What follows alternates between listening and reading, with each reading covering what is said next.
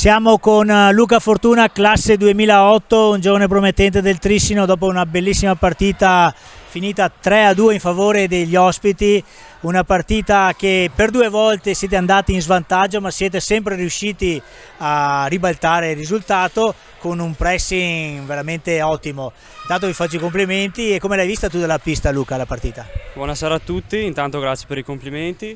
Questa sera abbiamo fatto il nostro gioco, ci stiamo allenando bene ultimamente, stiamo bene come squadra nonostante l'infortunio di Jacopo purtroppo, comunque tornerà anche lui e questa sera abbiamo messo in pista la grinta, il pressing, l'attacco fatto bene e niente, posso solo dire che sono felice di come stiamo andando e di come sto andando io personalmente. Bene, un Trissino, una squadra molto giovane come sappiamo, abbiamo anche di 2010 mi sembra, e Flaminio Rei è un 2007, il giocatore più vecchio, un Trissino che tutti vedevano come sì, la squadretta di giovani che va a fare esperienza, invece un Trissino primo in classifica. Come la vivete voi giovani, un campionato di A2, essere primi in classifica?